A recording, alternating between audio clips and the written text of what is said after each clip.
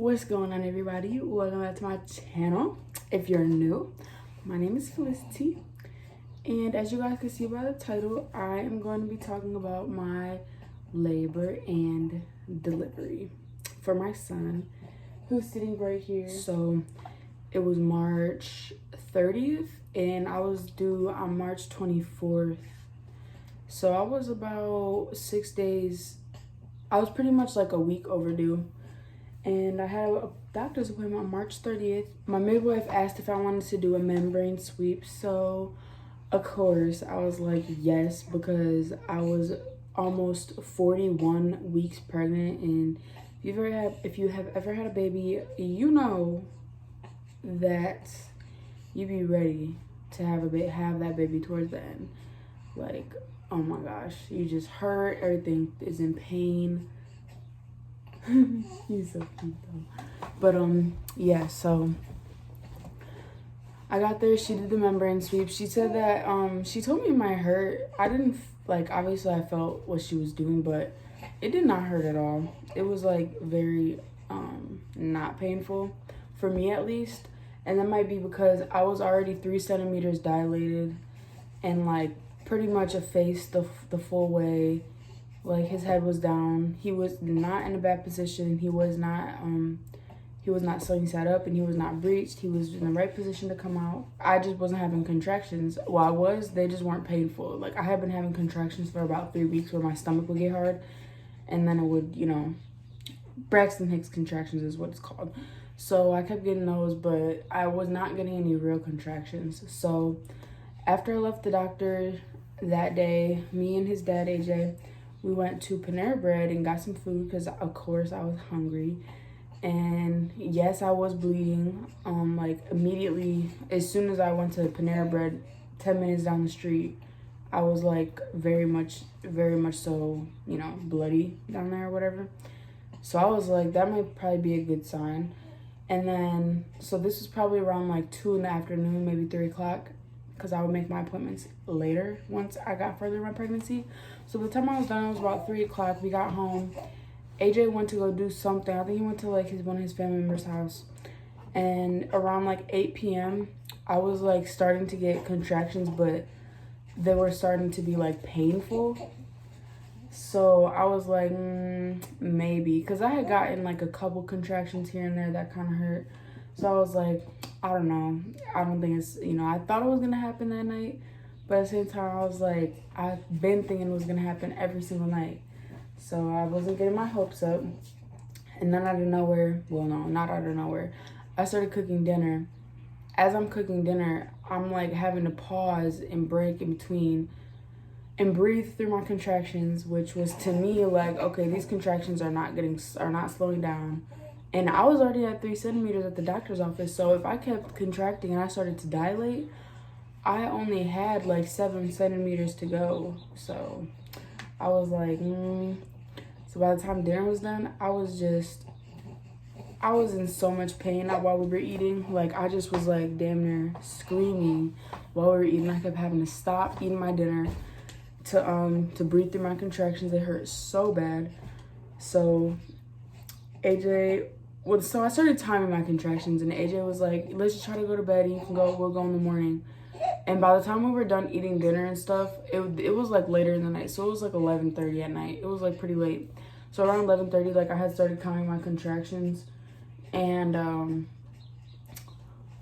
yeah, by the time 12 or 12:30 came, I was like, we have to go. Like, get his car seat, get everything ready. We have to go to the hospital. Like, there's no waiting till tomorrow. Like, I was just in so much pain. Like, I was in so much pain. I can't even really remember what it felt like. Like, I can, but I can't. But it hurt so bad. And so we're on the way to the hospital. I think I had like 7 contractions on the way to the hospital. And contractions can last for like about a minute or 2. And there's like, as you get, further along into labor, they get closer. So I was getting a break for maybe like 30 seconds to a minute the whole car ride in between contractions. And yeah, so we get to the hospital. Oh my God, we get to the main entrance, and the lady, as I'm having contractions, the lady's like, you can't come in this door. I'm like, where are we supposed to go then? Because this is where the doctors told me to go when I'm having this baby. So she said I had to go to the emergency room. So AJ went and got the car, and yeah, we went to the emergency room. The lady, who, you know, they like stand at the door or whatever, she see me and she was like, oh my God, how far along are you? Do you have a mask? Which I didn't have a mask. We were trying to hurry up. Told her how far along I was having the worst contractions, and she was kind of just talking to me on the way up there, like, you know, it'll be worth it. And I'm just like, in between contractions, I'm like, yeah, I know. And then I'm like, oh my God, it hurts. And so we get to triage. I'm like in excruciating pain as they're checking me in. And so we get back there. She checks me, and I am 7 centimeters dilated. I have 3 more centimeters to go. 3. And I had only been in active labor for like an hour. Like, with the excruciating pain, it had only been like maybe an hour or 2. Oh yeah, like 2 hours. 2 hours, not 3, 2. It had been like 2 hours, and I was like already dilated from 3 centimeters to 7. So I went 4 centimeters during active labor within like 2 hours. So we're at the hospital, and they asked me if I wanted any, like, if I wanted the epidural or pain medicine or anything, and I did not want the epidural, and I did not get the epidural. But I told them, give me some pain medicine or something to ease the pain, because I wanted to make sure I didn't get the epidural.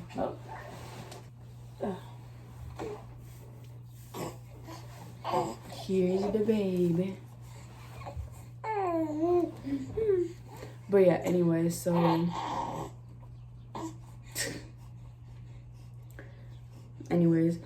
yeah, I'm 7 centimeters dilated, and she's like, they're like, all right, we're gonna get you into a room. After they put my IV in and stuff, we get into the room, and she immediately gives me I think it was fentanyl what they gave me. And I was like, oh my God, thank God. And I got to like kind of rest my eyes for like a minute. But as soon as I got a new contraction, the fentanyl like went away. And it was like, I think they said it was the transition phase, where you go from like active labor to like about to be ready to pushing the baby out. And mind you, you can't get medicine and you can't get an epidural if they cannot feel your cervix anymore. So when they have to check your cervix before they give you any medicine. So she checked my cervix again, and I was 9 centimeters when they gave me the fentanyl. So it was about to be time to push him out. It was about to be game time to push this baby out. And so they told me, like, if it felt like my body was like pushing, then I should push. And which is not something that I hear a lot of women say. A lot of women say that their doctors were like, don't push. Like, lady, I feel mega pressure down there, and our bodies just do what they're supposed to do, you know. Some circumstances, you know, they don't. But yeah, so she said, you know, push if you need to push, and I felt like I needed to push, so I kept pushing. And pretty much in between like contractions were like constant. They were not stopping. It hurt so bad. And AJ was kind of just like in the back, not in the, like kind of in the distance, just because there was like a lot of people in there. And it was just like, I don't know, if you've ever given birth, women can probably like understand more. A man sometimes might not know like what to do. So I think it was just a lot going on. So he was kind of like, I just looked over and he was kind of in the distance. And they said that put on a song I like. So he put on this one meditation song for me. I don't even remember hearing it, like, for real. I heard, like, the beginning of it, but the pain, oh, my God. Like, I can't even tell you. I can't even begin to explain the pain that you feel when you're delivering a baby. So, but yeah, so he pretty much was just, you know, he said that it looked like I was, like, possessed. I think that's the word he used. He said I was, like, screaming. They were like, can you try to, like, be a little quiet? And I'm just, like, I ignored them. I'm like, I don't know what you want me to do. Like, this big baby coming out of that, you know, small canal is not gonna feel good. Nor could I really control my screaming, or I wasn't like screaming. I think I was like yelling or whatever. But yeah, it's very hard to control, especially with no pain. Like I had pain medicine, but it wore off, but no epidural. It hurts so bad. And then, so as they said, like, it was starting to get so unreal. They were like, you know, they said that they could feel his hair, they could see his head, meaning he was coming down through my pelvis, ready to come out. And I felt the pressure. Like, I really felt it. And so I was like pushing him out. Like, we were really starting to like count down and push him out and stuff. And his heart rate started to go down. So they had to go call the doctor, the OBGYN, because I see midwife. So they had the midwife in there, but they called the doctor.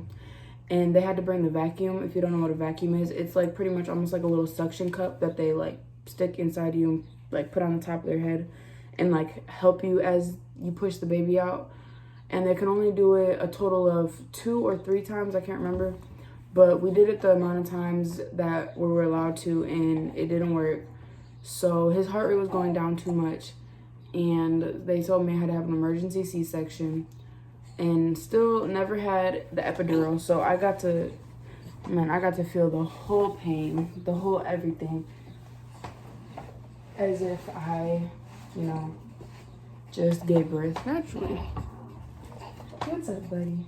I'm almost done. Mama's almost done. So yeah, I got to feel the whole thing, which I'm happy about. I'm glad I got to experience labor. Not necessarily delivery, but since I didn't get an epidural, oh my gosh, before I talk about that, the bottom of the bed came off while they were wheeling me, so my whole bottom half of my body just like fell down almost damn near to the ground, and it hurt. Felt like I broke like 100 bones when they did that. It hurt so bad. So the anesthesiologist, first the anesthesiologist was there. When you don't have an epidural and you get an emergency C-section, they have to put you to sleep because, you know, the epidural takes a while to kick in. So the anesthesiologist put me to sleep after they strapped me down. And the next thing I knew, I was on the bed and I heard them talking. They were like, you know, she probably won't wake up for about 4 to 5 hours. And then I heard them say something about Eris, which is obviously my baby. I heard them say Eris was like by the bed or like on the bed with me. And as soon as I heard them say he was by me, I like immediately opened my eyes. And they're like, oh my God, she's awake. And they put him on my chest and stuff so we could do some skin to skin. Because he had already been born for about an hour before we got to do skin to skin, because they, have to sit you up and everything, which takes about an hour, I believe. So he was born at like 3:40 in the morning. So he was born like 2 hours after we got there. So, And because I didn't have an epidural for my C-section, when I woke up, I felt so much pain when I woke up because I wasn't numb. So I was immediately sore. And it hurt really, really bad. Like, I had never had surgery before either. So I was in, like, a lot of pain. And I don't know what medicine they gave me, but I could click. It was a button that I could click for, like, every 10 minutes. I could click this button and it would administer pain medicine to my IV. That's how bad it was. And, yeah. So that's pretty much my labor and delivery story. I almost was delivering my baby all natural or whatever, obviously I didn't want to have a C-section, but his heart rate started going down, so of course I would do this all over again. If there was a way I could have done it naturally, I would have. Well, I don't really like saying natural, but if there was a way I could have just done it vaginally, I would have. But they said his head wasn't descending into my pelvis all the way, I guess, or like he wasn't descending properly, which was why his heart rate was going down, because his neck was twisted a certain way. That's what they said. But yeah, if you guys want to hear about my hospital stay,